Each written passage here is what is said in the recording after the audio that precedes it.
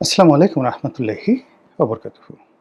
সম্মানিত দর্শক, গত কয়েকদিন ধরে উপর্যুপরি একের পর এক ভিডিও তৈরি করছি আওয়ামী লীগকে নিয়ে। কখনো আওয়ামী লীগকে নিয়ে, কখনো শেখ হাসিনাকে নিয়ে, কখনো আওয়ামী লীগের ফিরে আসা নিয়ে। আমার নিজের কাছে অনেক সময় প্রশ্ন করি যে আমি কেন এই কাজগুলো করছি। আমার এই ভিডিও দেখে যারা এই মুহূর্তে আওয়ামী লীগ করেন বা আওয়ামী লীগের যারা অ্যাক্টিভিস্ট রয়েছেন তারা অনেকে হুমড়ি খেয়ে পড়েন, অনেকে প্রশংসা করেন। আবার যেহেতু আমি এখনো পর্যন্ত বিএনপির সঙ্গে আছি এবং বিএনপির বিরুদ্ধে এখনো পর্যন্ত কোনো একটু শব্দ করছি না, এরকম কিছু বলছি না। ফলে বিএনপির যারা অ্যাক্টিভিস্ট রয়েছেন দে আর কনফিউজড যে আমি আসলে কি করতে চাচ্ছি, কেন আওয়ামী লীগের কথা আমি বলি। তারা মানে না পারছে হজম করছে, করতে না পারছে বলতে। অন্যদিকে জামাতের যারা অ্যাক্টিভিস্ট রয়েছেন তাদের একটা বিরাট অংশ আমার প্রতি সহানুভূতিশীল এই কারণে যে তাদের সে সুদীর্ঘ দুঃসময় ২০১০ থেকে একেবারে সেই ২০২৪-এর আগস্ট, সেপ্টেম্বর, অক্টোবর পর্যন্ত আমি প্রাণান্ত চেষ্টা করেছি জামাতকে আপহোল্ড করার জন্য। তো সেক্ষেত্রে জামাতের যারা লোকজন এখন তারা অনেকেই খুব অধৈর্য হয়ে পড়েছেন যে আমি এই মুখ দিয়ে কেন আওয়ামী লীগের প্রশংসা করছি এটা নিয়ে। তো এই বিষয়গুলি নাকি সংক্ষেপে কিছু বলা দরকার কি দরকার না, এটি নিয়ে আমার আসলে কখনো ভাবনায় আসেনি। ভাবনায় আসেনি এই কারণে যে আমাদের এই সমাজে যারা মূলত এই যে সোশ্যাল মিডিয়াতে কথা বলেন, এদের 99.99% তারা হলেন অ্যাক্টিভিস্ট। অর্থাৎ একটা বিশেষ দলকে সাপোর্ট করেন আর একটি বিশেষ দল বা গ্রুপকে ঘৃণা করেন। এটাকে ঠিক অ্যাক্টিভিজম, এটা জার্নালিজমও নয়, কিংবা এটা যে পলিটিক্যাল অ্যানালিস্ট বা অনেকটা এডিটোরিয়াল বা পোস্ট এডিটোরিয়াল ক্যাটাগরির যে সকল কথাবার্তা আমাদের সমাজে প্রচলিত আছে সেগুলো নয়। জাস্ট ৯৯% যারা লোক রয়েছেন সামাজিক মাধ্যমে কথা বলেন এরা সবাই অ্যাক্টিভিস্ট, একটা বিশেষ দলকে পছন্দ করেন আর একটা বিশেষ দলকে ঘৃণা করেন এবং ওটা তার বৃত্তের বাইরে তারা যেতে পারে না। তাদের দলের জন্য ৭ খুন মাপ আর প্রতিপক্ষের সব কিছু খারাপ। আমি আমার জীবনে শৈশব থেকে এই কাজটি কখনো করতে পারিনি। এটা বলতে পারেন আমার একটা ব্যর্থতা। আমি অনেক সময় একেবারে খুব ছোট বয়সে আমার আব্বাকে সমালোচনা করেছি, কাকাকে সমালোচনা করেছি, ভাইদেরকে সমালোচনা করেছি। এমনকি নির্মম এবং নিষ্ঠুরভাবে আমি নিজেকে সমালোচনা করেছি। পরিবার পরিজন, ছেলে মেয়ে, আমার যারা লোকজন তারা সবাই জানেন যে মানে এ যখন সামনে আসে উচিত কথা কাউকে সে ছাড়ে না। আমার স্ত্রীকে জিজ্ঞাসা করবেন, সন্তানকে জিজ্ঞাসা করবেন, আমার ভাইদেরকে জিজ্ঞাসা করবেন। আব্বা নেই, মা আছেন, জিজ্ঞাসা করবেন, একই কথা বলবে। একেবারে মুখের উপরে টাস করে ছোটকাল থেকে বলে আসছে। আমার কাছে যেটা সাদা, সাদা, কালো, কালো। যেমন ধরুন আমি আওয়ামী লীগের এমপি ছিলাম। ছাত্রলীগ করেছি ছোটকাল থেকে, অন্য কোনো দল করিনি। কিন্তু কেন আমি আ আওয়ামী লীগ জমানাতে আওয়ামী লীগের বিরুদ্ধে বলতে যাব বলেন? সেটা ২০০৯ সন থেকে একেবারে from the day one তখন থেকে বলে আসছি। এবং যে কথাগুলোতে আমি তখনও বলেছি, there was no malice, no prejudice.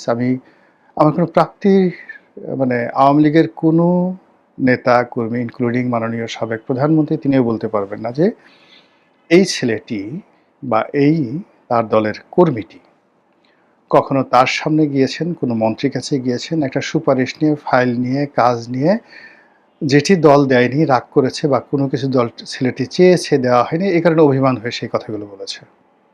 কেউ বলতে পারবেন না। আমি এই কথাগুলো আমার কাছে অড মনে হয়েছে। বিবেকে আ সাড়া দিয়েছে তাই বলেছি। এই গেল ১। ২ নম্বর হলো যে আওয়ামী লীগে থেকে যে জামাতের কথা বলা যাবে না, বিএনপির কথা বলা যাবে না, এটা তো একটা বেকুবও বুঝে। কিন্তু আমি তো তখন যখন বাংলাদেশে তারেক রহমান সাহেবের নাম উচ্চারণ কেউ করতে পারত না, পত্রিকায় লিখা তো দূরের কথা, তখন তাকে নিয়ে পত্রিকায় কলাম লিখেছি। আজকে তারেক রহমান সাহেব কী করবেন ক্ষমতায় বসে, এটা আমি সেই ২০১২, ১৩, ১৪ সনে পত্রিকায় লিখে দিয়েছি যে উনি ক্ষমতায় আসলে ভবিষ্যতে এই কাজগুলো করবেন। একটু মিলিয়ে দেখেন, যারা পড়াশোনার অভ্যাস আছে, নয়া দিগন্ত পড়েছেন, বাংলাদেশ প্রতিদিন পড়েছেন, দেখবেন যে মোটামুটি মিলে গেছে। সেই কথাগুলো আমি বলেছি। তো এটা আমার যে রাজনৈতিক ভাগ্য, আওয়ামী লীগের সঙ্গে সেখানে অশনির সংখ্যা জন্ম নেবে এটা তো সবাই বুঝে। তারপর আমি কাজগুলো করেছি। আমার কাছে মনে হয়েছে এগুলো করা দরকার। আবার ডক্টর মোহাম্মদ ইউনূসের জামানাতে সবাই যখন তাকে তেল মারছে, আমি ফ্রম দ্য ডে ওয়ান আমি তার সমালোচনা করছি। আবার এখন এই যে কথাগুলো বলছি, কেন এই কথাগুলো বলছি? প্রথমত যে এখন এই যে আওয়ামী লীগের প্রাসঙ্গিকভাবে অনেক কথাগুলো চলে আসে। যেমন ধরেন হঠাৎ করে বললাম যে গাছের কথা মনে পড়ে, গাছের কথা নড়ে চড়ে আপনার কথা মনে পড়ে। আমি কিন্তু এমনিই বলেছি, সবাই বলে যে আরে এ তো শেখ হাসিনার কথা বলছে। আমি বললাম যে পদ্মার নদীর উপর দিয়ে যখন যাই, এক্সপ্রেসওয়ের উপর দিয়ে যাই, তখন কার কথা মনে পড়ে? এরকম অনেকগুলো জিনিস এসে যায়। আর এগুলো মানে আওয়ামী লীগের ইনভাইট করার জন্য নয়। এটা আপনি যদি বলেন যে অ্যাজ এ পলিটিক্যাল অ্যানালিস্ট, সেটা হলো সরকারের মধ্যে একটি জিদ তৈরি করা, একটি জিহান তৈরি করা, একটি যশ তৈরি করা। যেমন ধরেন খুব ছোট, আমি জানি না এটা আমার কারণে হয়েছে কিনা বা অন্য কোনো কারণে হয়েছে কিনা। এই যে সরকার একটা পদ্মা ব্যারেজ করতে চাচ্ছে, সরকার দ্বিতীয় পদ্মা সেতু করতে চাচ্ছে, তারপরে আরও অনেকগুলো মেগা প্রকল্প। অথচ তারেক রহমান সাহেব কিন্তু প্রথমে সিদ্ধান্ত নিয়েছিলেন যে তিনি এই মেয়াদে কোনো মেগা প্রকল্পে হাত দেবেন না, কিন্তু এখন তিনি মেগা প্রকল্পে হাত দিচ্ছেন। তো এই যে মেগা প্রকল্পে হাত দেওয়ার ক্ষেত্রে সামাজিকভাবে এই দলটিকে ইনফ্লুয়েন্স করা, বলা বা প্রতিযোগিতার মধ্যে ফেলে দেওয়া কিছুটা হলেও আমি করেছি। আবার আওয়ামী লীগের কথা বলে, আওয়ামী লীগের সফলতার কথা বলে সরকারের মনে ঈর্ষা তৈরি করে যদি সরকার দ্বারা কোনো ভালো কাজ করানো যায় আর এর বিনিময়ে যদি কেউ আমাকে 10টা গালি দেয়, আমি মনে করি এটা কোনো খারাপ কিছু নয়। আরেকটি ব্যাপার হলো যে এখন আওয়ামী লীগ বলতে গেলে মজলুম। আমি খুব ছোটকাল থেকে, একেবারে শৈশব থেকে আমার ক্ষুদ্র সামর্থ্য অনুযায়ী যখন কোনো মজলুমকে দেখেছি, অত্যাচারিতকে দেখেছি, হোয়াট এভার মেবি, আমি সেখানে সাহায্য করেছি, তার পাশে দাঁড়িয়েছি। পরবর্তী জীবনে যখন আমার সামর্থ্য হয়েছে, আমি কখনো কোনো বিপদে পড়া মানুষের সাথে আমার পরম শত্রু, তার সঙ্গে আমি কখনো মানে তিনি বিপদে পড়েছেন তখন তাকে আঘাত করেছি, এরকম কোনো ঘটনা নেই। যেমন ধরেন আমার বাড়িটা ভেঙে দেওয়া হয়েছে। এই বাড়ি ভাঙার সঙ্গে আওয়ামী লীগের যারা লোকজন আছেন তাদের একটা অনেক মানুষ জড়িত ছিলেন, ইনক্লুডিং সেই অনেকেই জড়িত ছিলেন, আমি আরও কারো নাম বলবো না। তো 5ই আগস্ট যখন বিপ্লব হলো, আমি যদি শুধুমাত্র গলা চিপে উপস্থিত থাকতাম, হাজার হাজার মানুষ, 10 মিনিটে যদি উপস্থিত থাকতাম, হাজার হাজার মানুষ প্রতিশোধ পরায়ণ হয়ে আওয়ামী লীগের কত নেতাদের যে বাড়িঘর ভেঙে চুরে ইটগুলো খুলে ফেলে দিত, সেটা আপনারা কল্পনাও করতে পারবেন না। যারা এই যে আমি তো এগুলো ভিডিও লাইভে বলছি, যারা গলা চিপাতে আমাকে ভালোবাসেন, 10 মিনিটে আমাকে ভালোবাসেন, এমনকি পটুয়াখালী শহরে আমাকে ভালোবাসেন, তারা জানেন যে এই কথার সত্যতা কতটুকু আছে। কিন্তু আমি কখনো যাইনি, বরং সবাইকে ধৈর্য ধারণ করার কথা বলেছি।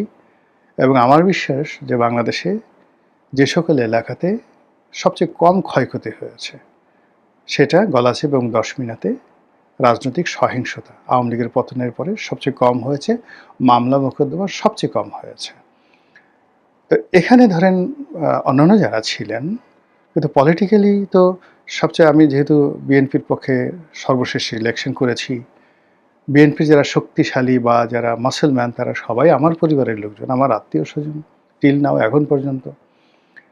তো কাজেই আবার আওয়ামী লীগ থেকে এসছি, আওয়ামী লীগের যে বিক্ষুব্ধ গ্রুপটি রয়েছে তারাও সবাই আমার দল করে, আমার পক্ষে আছে।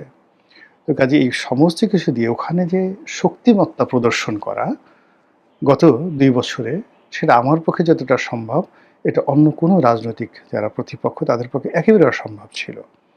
কিন্তু সেই কাজটি আমি কখনো করিনি। আমার কাছে মনে হয়েছে যে আওয়ামী লীগের যখন ক্ষমতা ছিল তখন আমি যেটা করতে পারিনি, এখন আওয়ামী লীগের ক্ষমতা নেই, মৃত একটা লাশ, আমি তাকে গিয়ে লাথি মারছি, তাকে আমি আঘাত করছি, এর চেয়ে কাপুরুষতা আর নেই। ঠিক এরকমভাবেই আমি আমার জীবন পরিচালনা করি। তো সেই দিক থেকে এই যে আওয়ামী লীগকে নিয়ে এখন যে সকল কথাবার্তা বলছি, সে সকল কথাবার্তা বলতে গিয়ে আমার কাছে মনে হচ্ছে যে এই কথাগুলো কেন বলছি, এগুলো একটু মানুষকে বলা দরকার। দ্বিতীয়ত হলো যে আ আমরা যারা ধরুন পলিটিক্যাল অ্যানালিস্ট হিসেবে নিজেদেরকে পরিচয় দেই, তাদের ১ম যাকে বলা হয় যোগ্যতা, মানুষের যে পলিটিক্যাল অ্যাটিটিউডটা রিড করতে পারা। তো সেই দিক থেকে আপনি দেখুন এই যে এখন আমি যদি তারেক রহমান সাহেবকে নিয়ে প্রশংসা করে একটা ভিডিও করি, জামাতের আমিরকে নিয়ে একটা ভিডিও প্রশংসা করি, এটা জনমানসে কোনো প্রভাব ফেলবে না। মানুষের মনোমস্তিষ্কে যে এখন একটা ভ্যাকুয়াম তৈরি হয়েছে, সেই ভ্যাকুয়ামের জায়গাটাতে আওয়ামী লীগ ঢুকে গেছে। এটা আপনাকে বুঝতে হবে। আর এই যে আওয়ামী লীগ যেখানে ঢুকে গেছে বা যেখানে শেখ হাসিনাকে নিয়ে অনিবার্যভাবে মানুষের মধ্যে আগ্রহ দেখা দিয়েছে, শেখ হাসিনা আসবেন, শেখ হাসিনা আসতে চাচ্ছেন, এটা শুধু আমি নয়, আপনি চিন্তা করেন সমস্ত মেইন স্ট্রিমের পত্রিকাগুলো, ইভেন প্রো বিএনপির একেবারে ডাইরেক্ট যাদের সঙ্গে তারেক রহমান সাহেবের সঙ্গে এই মুহূর্তে সবচেয়ে মহরম সম্পর্ক, তারাও এখন এই শেখ হাসিনার ভ্যানিটি ব্যাগে তিনি তার যে পদত্যাগপত্র এটি নিয়ে গেছেন। মতিউর রহমান চৌধুরীর মতো মানুষ এই কথাগুলো বলতে বাধ্য হচ্ছেন। এর কারণ হলো যে জনগণের যে পলিটিক্যাল মাইন্ড সেটআপ, তারপর পলিটিক্যাল যে থিংকিংয়ের যে জায়গাটাতে যে শূন্যতা তৈরি হয়েছে এবং মানুষের যে পলিটিক্যাল আশা এবং আকাঙ্ক্ষা, মানুষ যেভাবে পলিটিক্সটাকে দেখতে চায়, প্রচণ্ড প্রতিযোগিতা, ঠিক সেই জায়গাটাতে যদি সাংবাদিক, রাজনীতিবিদ, পলিটিক্যাল বিশ্লেষক, এমনকি যারা সমাজ চিন্তা করেছেন, তারা এই জায়গাটা যদি অনুধাবন করতে না পারেন, ওই সমাজ, ওই রাষ্ট্র, ওই পরিবার ভেঙে পড়বে। যেমন ধরেন একটা বাসায় বা বাড়ি আপনি তৈরি করলেন, খুব গুরুত্বপূর্ণ ধরেন ৫টি পিলার আছে। তো ৩টি পিলার, গুরুত্বপূর্ণ ৩টি পিলার নষ্ট হয়ে গেছে, ঘুণে খেয়ে ফেলছে, একেবারে নাই। ওই ঘরটা থাকবে না। তদ্রূপ আমাদের এই যে সোসাইটিটা, একটা পলিটিক্যাল বিশ্বাসের উপরে, একটা উইল ফোর্সের উপরে এই সোসাইটিটা টিকে আছে।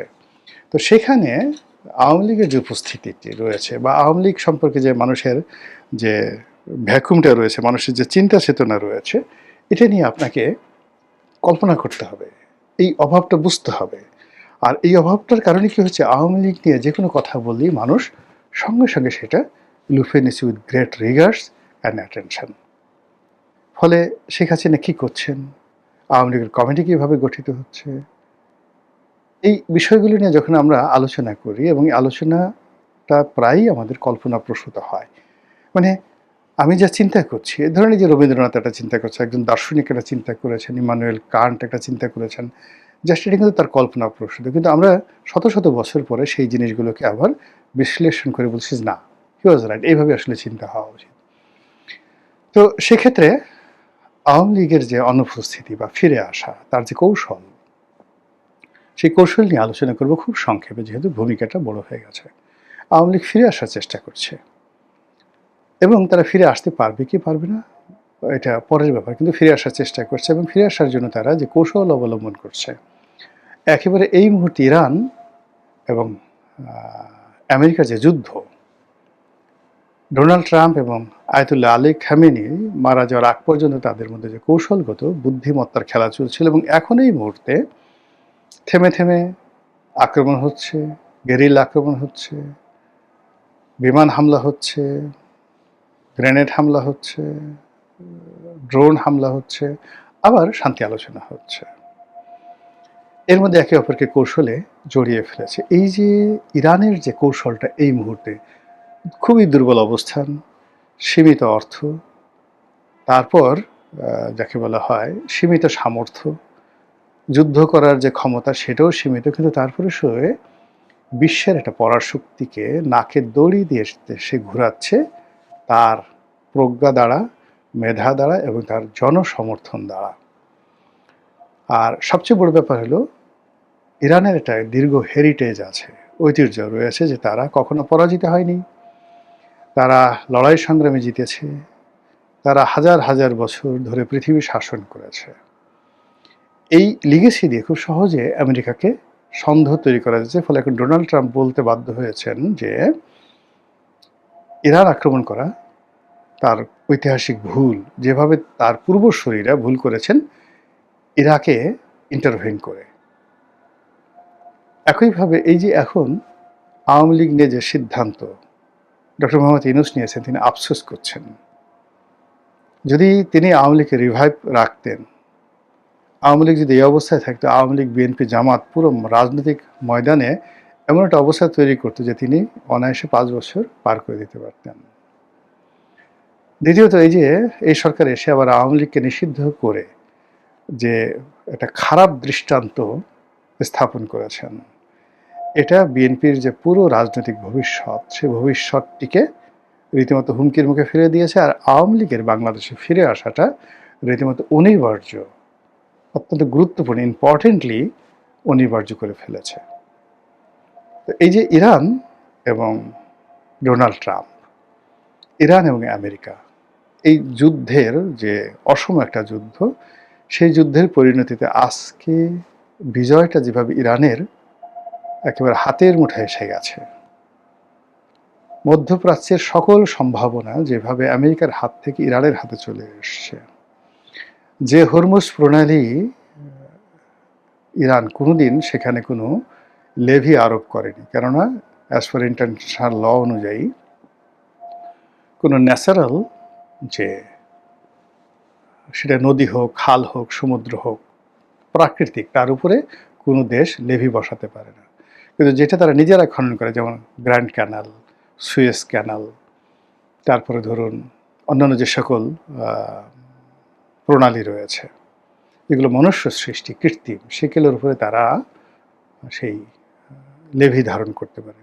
তো হরমুজ প্রণালী একটা ন্যাচারাল, যাকে বলা হয় স্ট্রেইট প্রণালীকে ইংরেজিতে বলে স্ট্রেইট, ঠিক সেই ন্যাচারাল একটা জায়গা থেকে তারা এখন জাহাজ প্রতি একটা নির্দিষ্ট চাঁদা তারা আদায় করছে, এবং মধ্যপ্রাচ্যের রাষ্ট্রগুলো, কাতার থেকে শুরু করে অন্য সব রাষ্ট্রগুলো সেটা পে করছে। এবং এই যে তারা যে চাঁদা কালেকশন করছে, লেভি কালেকশন করছে, এর সঙ্গে তারা আবার ওমানকে, বিকজ ওমান সেই হরমুজ প্রণালীর উল্টো দিকের একটা অংশ মালিক ওমানকে তারা এর সঙ্গে অ্যাড করে নিয়েছে। আর ওমান অতিরিক্ত রেভিনিউ পেয়ে, ইরানে অতিরিক্ত রেভিনিউ পেয়ে মুহূর্তের মধ্যে ফুলে ফেঁপে উঠেছে, এবং যুদ্ধের যত রকম তাদের ক্ষয়ক্ষতি হয়েছিল, সিভিল যে ক্ষয়ক্ষতিগুলো হয়েছিল সেগুলো সময় নেবে, কিন্তু মিলিটারি যে বেসগুলো রয়েছে তারা সেখানে যে ক্ষয়ক্ষতি প্রায় সবই তারা কাটিয়ে উঠেছে। একইভাবে আওয়ামী লীগের মধ্যে যে ফ্রাস্ট্রেশন ছিল, যে ভয় ছিল, আতঙ্ক ছিল, আগামী 20 বছর আওয়ামী লীগের সরেয়া কেউ উচ্চারণ করতে পারবে না, এই কথা তো আমরাই বলেছি। এখন আমরা সেই আওয়ামী লীগের ফিরে আসা নিয়ে, আমরা সেই আওয়ামী লীগের নেত্রীর ভ্যানিটি ব্যাগের মধ্যে তার পদত্যাগপত্র রয়েছে, সেই পদত্যাগপত্র পাওয়া যাচ্ছে না, সেটা দ্বারা ভবিষ্যতে প্রবলেম সৃষ্টি হবে, এই কথা এখন আবার আমরাই বলছি। কেন বলছি, কি কারণে বলছি, ওটা যদি সরকার বুঝতে পারে এবং সতর্ক হয়, তাহলে কিছুটা হলেও ক্ষয়ক্ষতি তাদের কম হবে। মহান আল্লাহ আমাদের সবাইকে হেদায়েত দান করুন এবং হেফাজত করুন। আসসালামু আলাইকুম ওয়া রাহমাতুল্লাহি ওয়া বারাকাতুহু।